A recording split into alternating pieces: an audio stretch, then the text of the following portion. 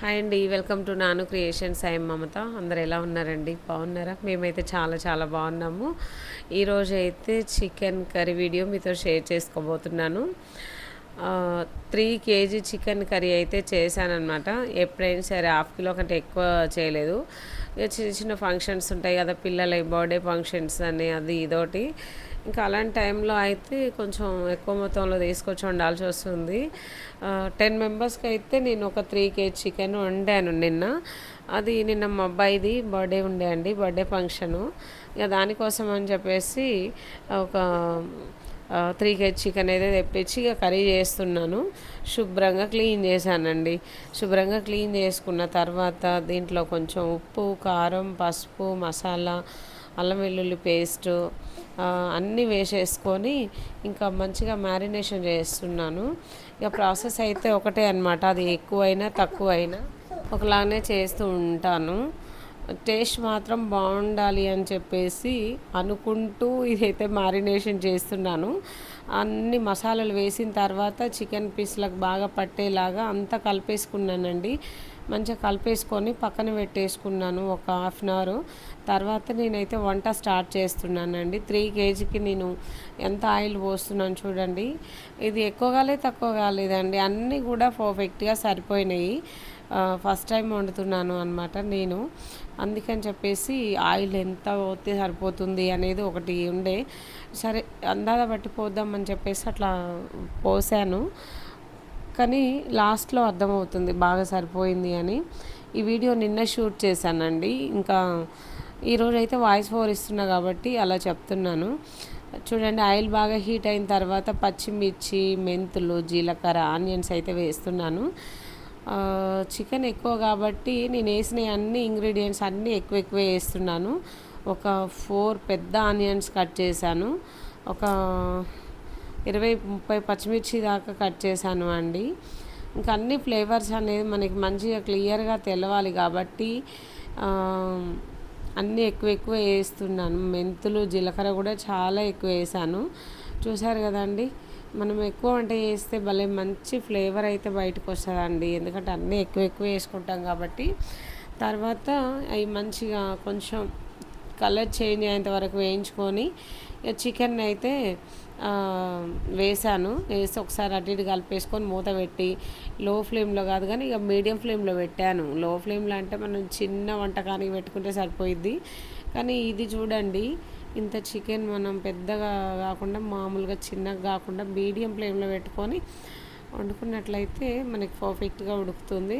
చూసారు కదా అండి, దీంట్లో అయితే టమాటోస్ కట్ చేసి వేస్తాను. ఎక్కువ కలపొద్దు. మామూలుగా నా వీడియోస్ చూసే వాళ్ళకైతే అర్థమవుతుంది, అసలు కలపను అండి.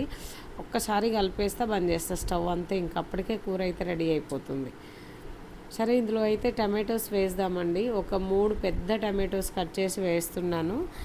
ఇంకా టమాటోస్ వేసుకుంటే చాలా బాగుంటుందండి కూర, అందుకే వేస్తున్నాను. కొంచెం గ్రేవీగా కూడా ఉండాలి కదా, అందుకని చెప్పేసి అట్లా. చూసారు కదండి, టమాటోస్ మంచిగా సిమ్ ఫ్లేమ్లో పెట్టేసుకుందాం, ఉడుకుతాయి. మూత పెట్టేసుకొని ఇంకా సిమ్ ఫ్లేమ్లో పెట్టుకుని టమాటోస్ మంచిగా ఉడికి మనకి ఇంకా ఈ విధంగా వస్తుంది. చూడండి, చూసారు కదండి, చికెన్ ఆల్రెడీ ఒక 70% అయితే మంచిగా కుక్ అయింది. ఈ విధంగా కుక్ చేసుకున్న తర్వాత ఒకసారి కలిపేసుకుందాము. కలిపేసుకొని దీంట్లో కొంచెం వాటర్ వేసుకోవాలి అండి. ఎందుకంటే మనం చాలా మెంబర్స్ తినాలి కాబట్టి కొంచెం వాటర్ వేసుకుంటే మనకి పులుసు లాగా ఉంటుంది, చాలా బాగుంటుంది. అందుకని చెప్పేసి నేనైతే వాటర్ వేయాలి అనుకుంటున్నాను. అది వేసాను, కొన్ని వేసాను. మరీ ఎక్కువ వేసుకుంటే స్మెల్ వస్తుంది చికెను. ఓకే ఫ్రెండ్స్, చూసారు కదండి, ఇదైతే కలిపేసుకొని మూత పెట్టేసుకుందాము.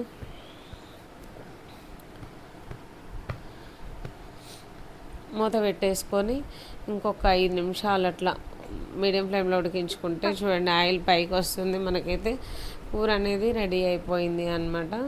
చూసారు కదా అండి, చికెన్ అనేది ఆల్మోస్ట్ ఉడికిపోయింది. ఇంకొక 2 మినిట్స్ అయితే ఉంచేసుకొని స్టవ్ ఆఫ్ చేసేస్తాను. ఫైనల్గా కొంచెం కొత్తిమీర వేసుకోవాలి అండి. కొత్తిమీర, పుదీనా కట్ చేసి పక్కన పెట్టేసుకున్నాను. ఇది కొంచెం వేసుకొని మొత్తం కలిపేసుకొని 1 నిమిషం 2 నిమిషాలు అట్లా ఉంచేసుకొని స్టవ్ ఆఫ్ చేసుకుంటే సరిపోతుంది అన్నమాట. మంటను హై ఫ్లేమ్లో పెట్టుకొని ఉడికించుకుంటాను. ఫైనల్గా అయితే ఒక 2 మినిట్స్ చాలు అండి. మంచిగా చికెన్ అయితే ఉడికినట్లే మనకి.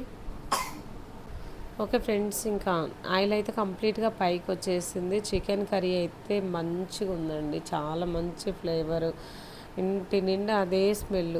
ఎప్పుడు వండుతూ ఉంటాము కానీ వండిన ప్రతిసారి ఏదో ఒక మంచి టేస్ట్ అయితే యాడ్ అవుతుంది అనమాట. చూసారు కదా, నా చికెన్ అయితే కంప్లీట్గా ఉడికింది. నేను పక్కన పెట్టేశాను. తర్వాత బగారా రైస్ చేస్తున్నాను.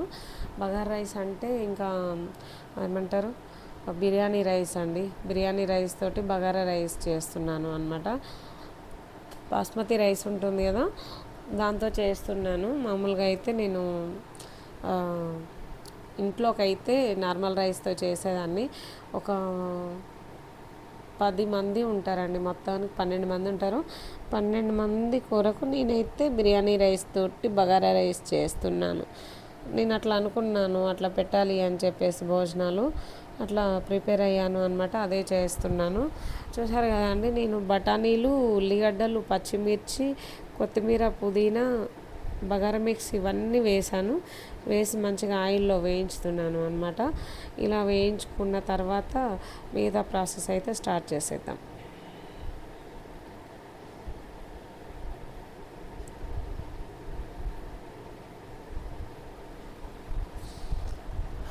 మాడిపోకుండా ఇదంతా కలిపేసుకుందామండి. చూసారు కదండి, మంచిగా క్యారెట్ కూడా వేసాను. ఇవన్నీ వేసుకోవడం వలన మంచి టేస్ట్ వస్తుందండి. బటానా నెక్స్ట్ క్యారెట్ ఇవి 2 వేసాను అనమాట. చాలా బాగుంటుంది. తర్వాత నేను ఇక్కడ 5 డబ్బాల రైస్ చేస్తున్నాను.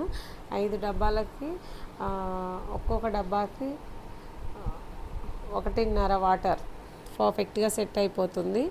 తర్వాత పోసేసాను. తర్వాత సాల్ట్ వేసానండి. టేస్ట్ సరిపడా సాల్ట్ అయితే వేసాను అనమాట.